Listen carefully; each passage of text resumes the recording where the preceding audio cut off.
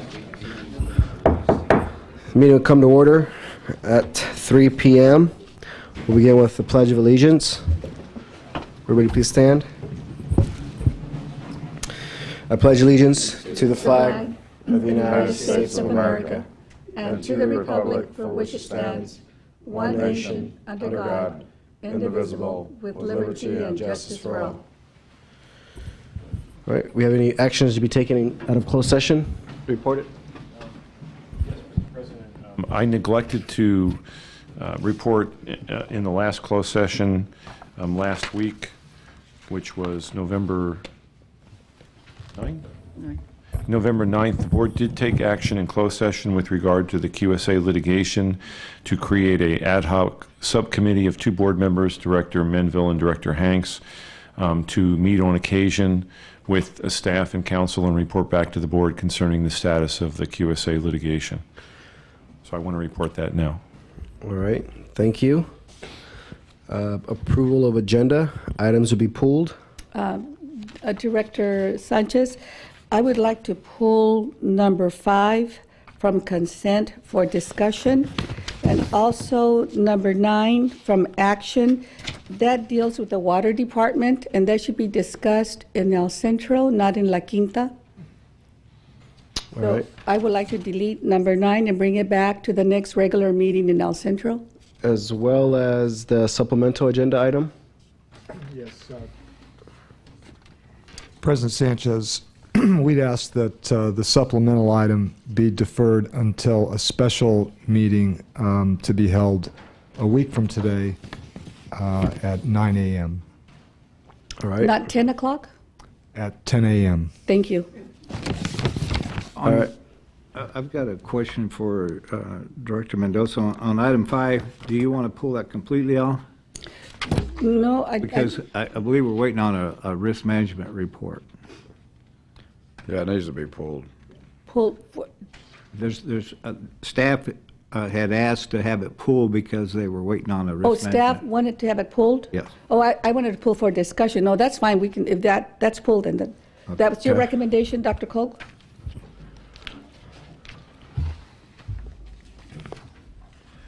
Yes, ma'am. I went and didn't have the Energy Risk Management Committee approval of this, and it cannot come before the board until I have that. All right, that's fine. All right. With those 3 items, can I get a motion? Move to approve the agenda. Second. First and a second. Please vote. Say aye. Aye. Aye. Forgot there's no order of agenda. Okay. Moving on to employee awards. If I could ask the board to step down in front for the presentation of service awards. So are we not going to do 9 at all? I told Don, I'm going to send you home so you can watch the game at 5. We can't start the workshop. You can't start the workshop before 5. But Don can go watch the Laker game Oh, at 5. and tell you what happens? At least he can go. Your mic's on, Jeff. This certificate of recognition and service pin replica of the district emblem are presented to Joe Castillo for 30 years of loyal and faithful service to the Imperial Irrigation District.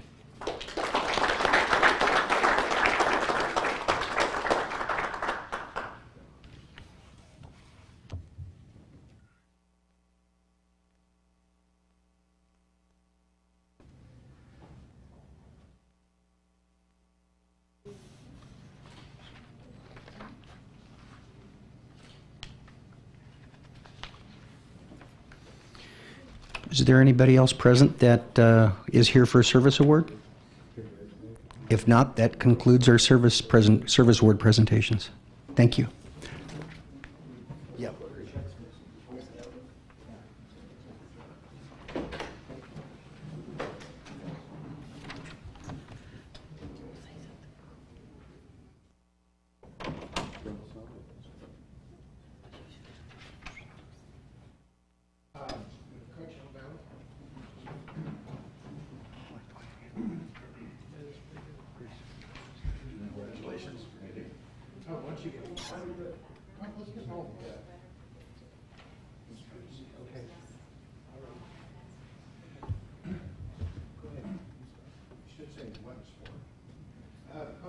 Valley Water District is receiving this $250,000 incentive for the expansion of their Fillmore Street wastewater treatment plant to install a new biolac system which maximizes the stability of the operating environment, and it achieves savings of approximately $35,000 per year in addition to the $250,000 incentive.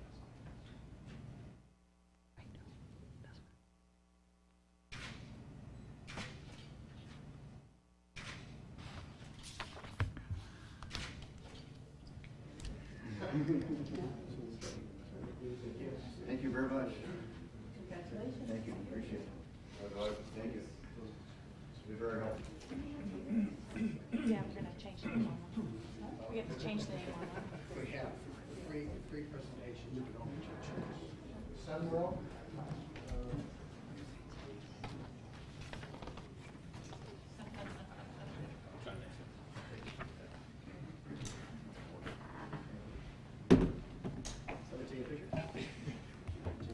You wanna read first? Centro is receiving this incentive of $43,067 for the replacement of their existing condensing plant. And savings are approximately $30,700 per year going forward.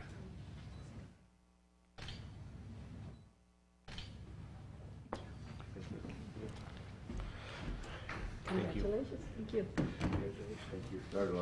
You'll be getting a copy of it. Very good, thank you very much. We have one more. Erasing. Would the real ones be done with invisible ink as well? No, ma'am. They have already received they their have already check. received the They've real received the ones. real money. And Put your name. Sir, Put my- yeah, put my from name. Spotlight 29. We're split it half and half. This is the Little small, Marion. Congratulations. Spotlight 29. What he's promised to do for us is set back the slot machines a little bit. Yeah, that's how you got Did I have one especially for me? Congratulations. Thank you very much. Congratulations. Congratulations. Come up here to the big picture.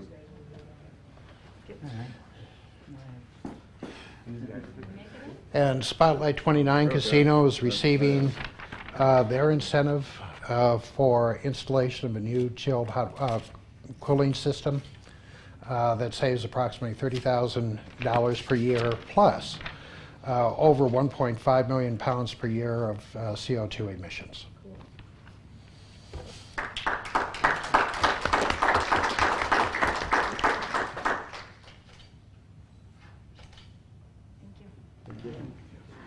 Good work.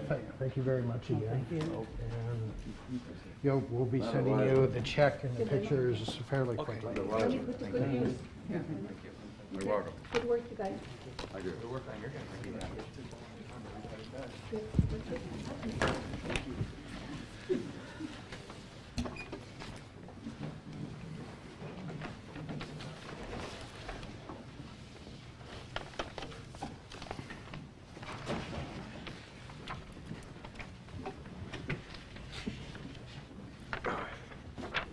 Okay, moving forward to public comments. This is a public meeting. This is the time for public comment.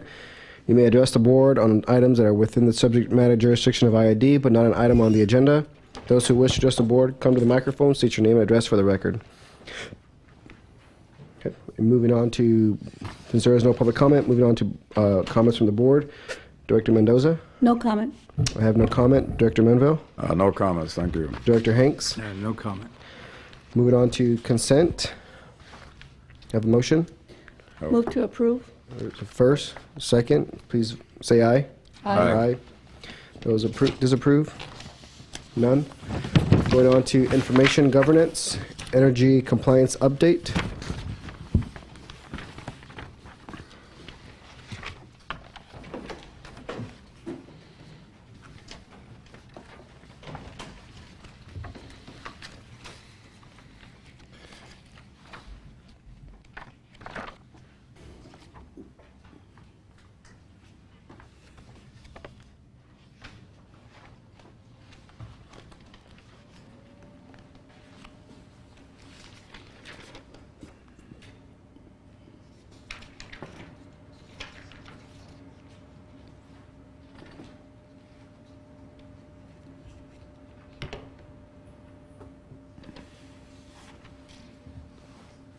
President Sanchez, while we're waiting, I should point out that the general manager is away.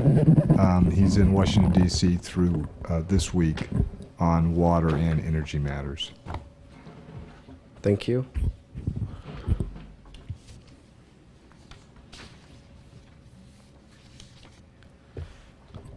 Okay, my name is Tino Zaragoza. I'm the Reliability Compliance Officer, and I wanted to provide a compliance update related to an upcoming WEC audit with the Western Electricity Coordinating Council.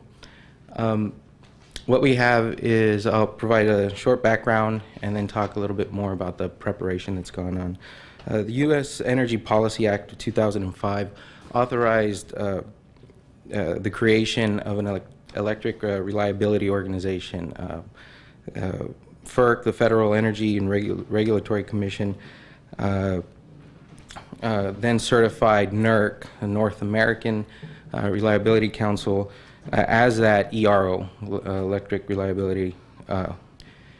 And this was in response to the 2003 blackout, and it gave NERC the authority to develop and enforce reliability standards. WEC, as a regional entity within NERC, is the enforcement authority, and they will be conducting an audit, a compliance audit, combo audit, based on FERC Order 693, which was issued by FERC that was basically the approval of operational standards, operational reliability standards, and FERC Order 706, which is based on cybersecurity standards or critical infrastructure protection standards. IID received a notice of audit on September 24th. WEC will be conducting an off-site audit beginning November 30th and an on-site audit beginning December 6th. Slight adjustment to this is that WEC recently contacted us and indicated that the off-site portion will actually begin November 29th. They asked us if that was fine, and we indicated it would be. As far as Like you could say no, right? Right. As far as the impact to IID, there really is none. It's really about when they start their process off-site. We'll talk a little bit more about what the process is for the audit. Just to discuss a little bit about the structure, compliance structure for those involved. Organizationally, my position, the compliance officer, reports to the general manager's office through the chief administrative officer, and the assistant general manager of energy and human resources manager oversee activities of individuals directly responsible for compliance. I wanted to talk a little bit about compliance initiatives leading up to the audit. As part of developing a culture of compliance, the IID has been working to develop our reliability compliance office. In September, we approved a revised internal compliance program. We've been working on developing our processes, training, awareness, moving forward to create that culture of compliance and improve our position related to compliance. Also, earlier this year, we contracted with a third party to perform a gap analysis of our SIP standard, how we comply with our SIP standards. They reviewed how we're documenting our information and help us understand several gaps were identified, and they help us develop a remediation plan for addressing processes and procedures that are required and that needed further development as part of our compliance with the standards. Also included was the operational standards assessment. So going back to the FERC Order 693, this effort entailed a review and assessment of a subset of reliability standards specific to those that are most violated in the industry, any previous issues or violations that have been reported or to WEC, and any standards of special concern. And also, we've continued to work on day-to-day compliance issues, whether that's training, like I said, the internal compliance program, responding to alerts from the industry, and so forth, as well as preparing for the logistical side of the audit, which again we'll talk about a little bit more.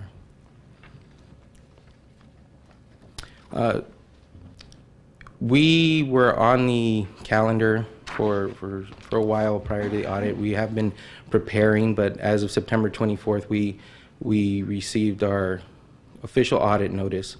With that notice, WEC indicated to us, they provided us with an initial set of data, of information that they would like, evidence, narratives regarding how we comply based on what are called RSAW, Reliability Standards Audit Worksheets, for completion.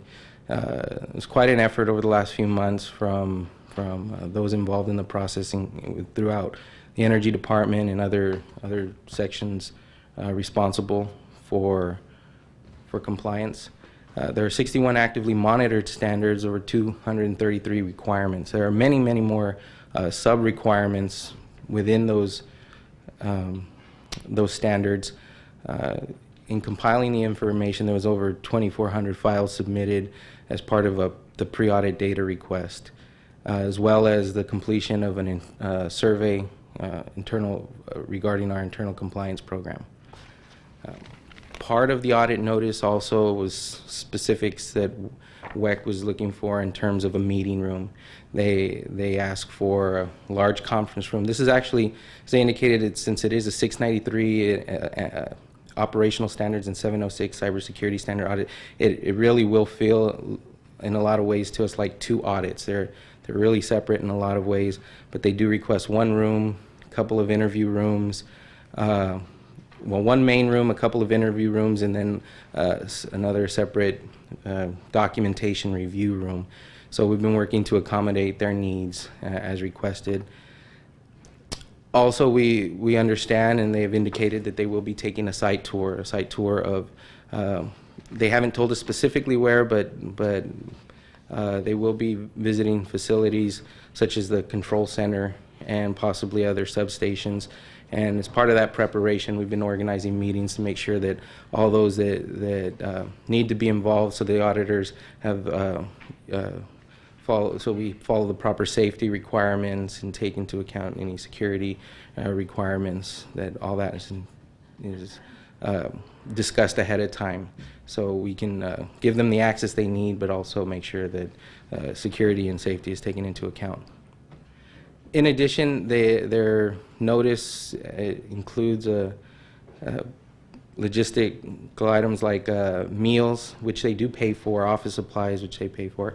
They've provided that information, but we are asked to make those arrangements for them prior to them visiting us during the on-site week. So.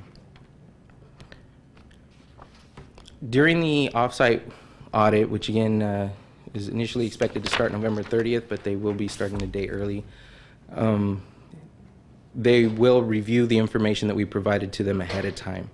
They'll go over it. If they have any questions, they will submit a data request. We have been working with the compliance team and the subject matter experts from all the different sections to prepare for this audit. We have worked out the process for receiving those data requests, for collecting the information, how to get it back so we can get it back to WEC and answer any questions that they have.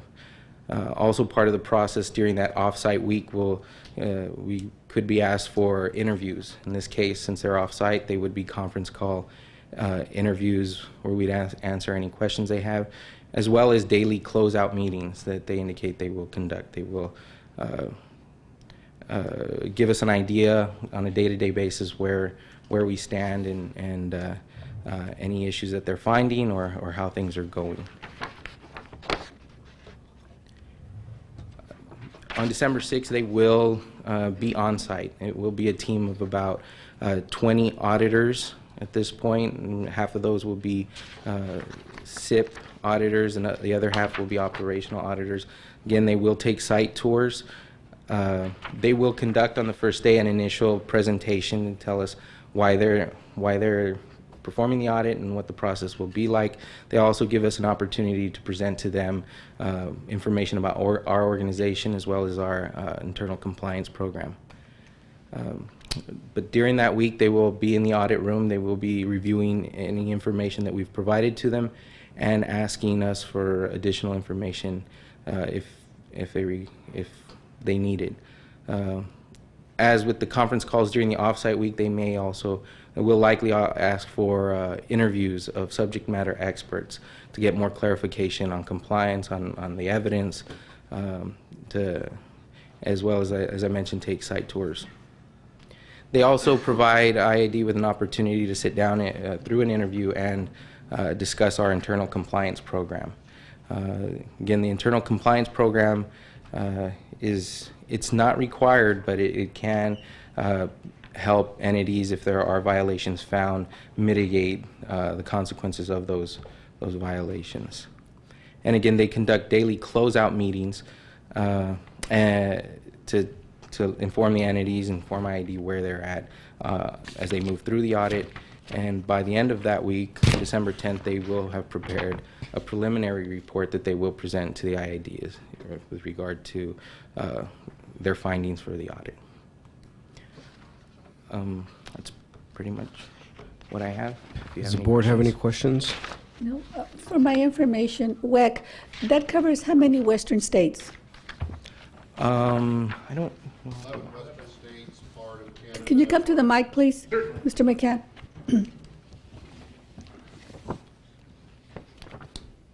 11 western states, 2 provinces of Canada, and Baja California. Oh, wow, okay. Thank you. Sure. The board? Director Hanks, Director Manville? Nope. All right, thank you. Thank you. Moving on to energy general matters.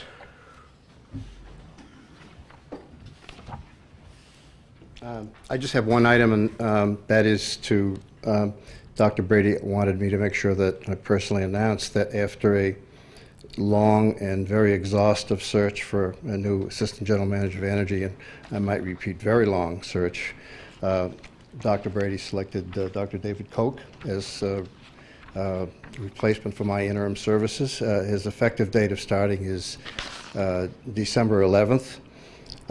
Dr. Koch is undergraduate, postgraduate, doctoral degrees in economics, has a long experience in the utility industry. I've known him for the past, and I think an excellent choice was made. An exhaustive search was conducted, and an interview was held 2 weeks ago with 4 finalists, with Dr. Dave being the successful candidate. Dave, I know I didn't tell you this, but I want you to come up and say a word too.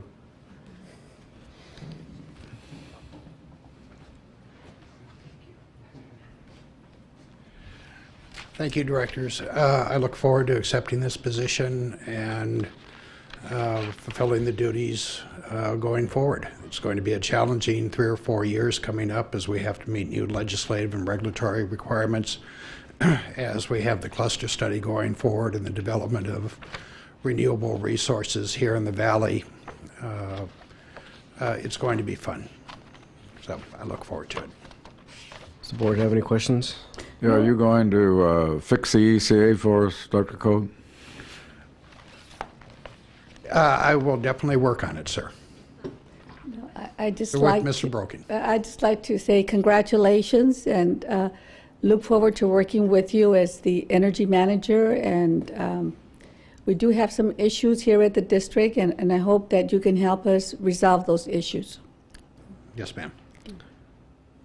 See you at 6:30 in the morning. Yes, sir. You're going to see him, right? Just you. Okay. I will be attempting to set up at least bi-weekly meetings with all the directors, assuming that you want to meet with me every couple of weeks. If Stella shows up 6:30 in the morning, I would buy her breakfast. I'll be happy to meet with you after 10 o'clock in the morning. Thank you. Congratulations, Mr. Koch. Moving on to Finance 8. Review changes in policy 2450, cost allocation of joint expenses.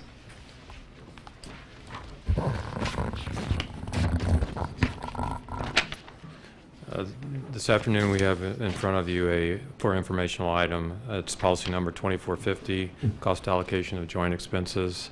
We plan on bringing this back to December 7th board meeting for action.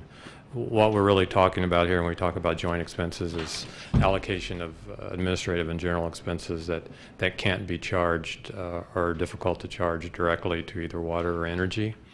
So each year, the Finance Department, in conjunction with Water and Energy, comes up with a rate, and they apply that rate to both capital and an O&M and to the O&M projects.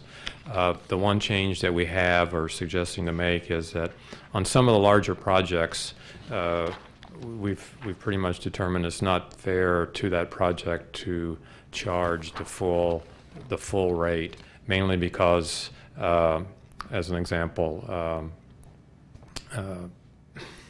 the El Centro Unit 3 repowering, a lot of that is done by outside consultants, and we allocate our costs based on internal rates or internal costs. So because of that, there will be occasions where we recommend that the full rate not be applied to projects. That change, or when we recommend a change, we will bring that back to you as part of the MWA process, so you'll have the opportunity to vote on whether you want to make that change on the allocation for that specific project only. So that's pretty much a summary of the policy. And as I mentioned earlier, we'll be bringing it back on the 7th for your discussion and action. Does the board have any questions for Mr. Broking? No, bring it back. All right, bring it back. And we pulled number 9. Actually, we pulled everything, so meeting is adjourned until the public hearing at 5.